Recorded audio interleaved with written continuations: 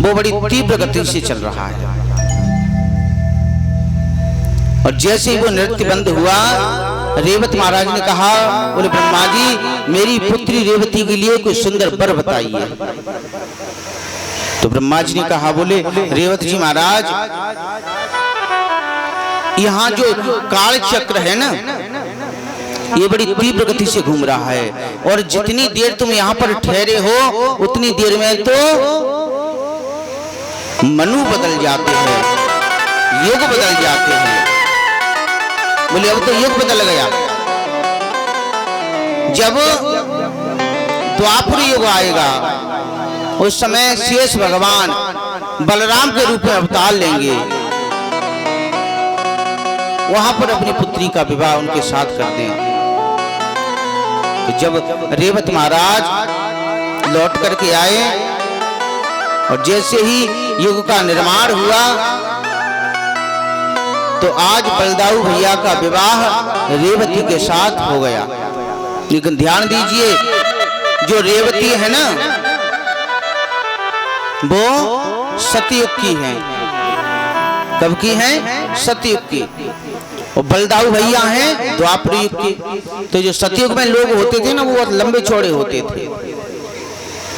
जो रेवती मैया है ना वो बलराम जी से 4 हाथ लंबी हैं। अब तो ये जो ब्रजवासी है ना, ये बलदाऊ भैया को बड़ो चढ़ावे। जैसे ही बलदाऊ भैया निकल के आवे ना, तो ये ब्रजवासी कहे, बोले बलदाऊ भैया तुम्हारे तो बड़े भाग्य हैं। बोले क्यों? बोले बड़ी बहू बड़े भाग्य। अब बलदाऊ भैया बड़े चिढ़ते हैं, क्या करें।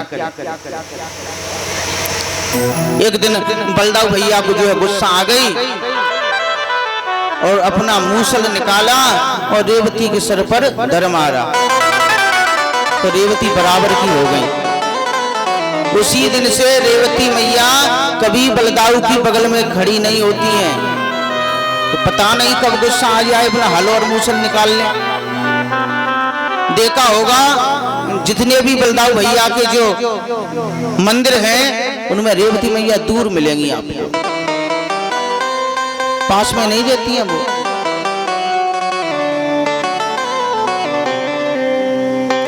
द्वारका नाथ कहते हैं,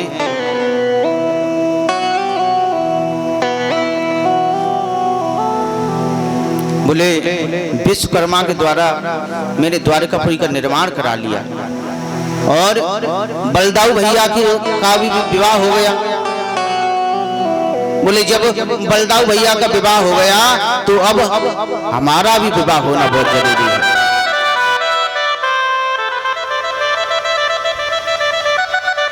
राजा सेठ भीष्म को नाम विदर्भाधिपतिर महान, तस्य पंचा भवन पुत्रा कन्यैका च वरानना। एक कुंडलपुर के राजा हैं जिनका नाम है भीष्म जी। इनके घर 5 पुत्र हैं और 1 पुत्री है। उस पुत्री का नाम है रुक्मिणी और जो पुत्र हैं रुक्माली, रुक्मकेशी। कुंडलपुर के जो राजा भीष्मक जी हैं उनकी इच्छा है कि जो रुक्मिणी का विवाह है वो द्वारका नाथ के साथ हो। लेकिन कभी कभी क्या होता है, जब घरों में बच्चे बड़े हो जाते हैं तो फिर माँ बाप की नहीं सुनते।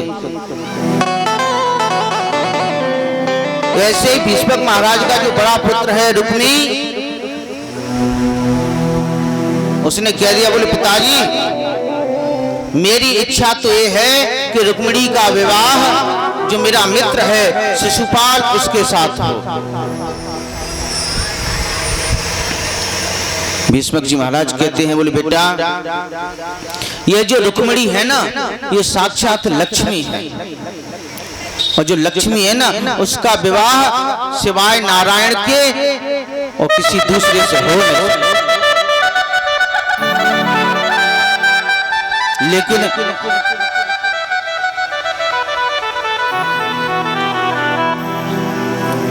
रुक्मी नहीं माना।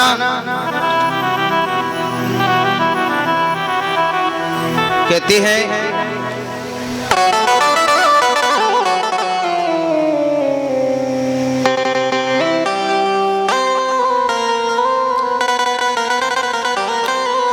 रुक्मी कहता है, बोले रुक्मिणी तुम इतना समझ लो कि जो तुम्हारा स्वयंवर होगा वो केवल दिखावे के लिए होगा। जो तुम्हें जयमाला डालनी है वो केवल शिशुपाल के गले में ही डालनी है। अब तो रुक्मिणी बड़ी चिंतित है, क्या करे।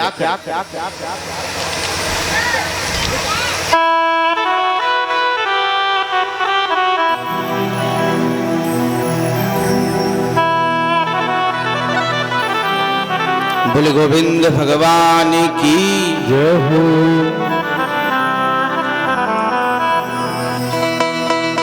जय जय राधा रमण हरि बोल।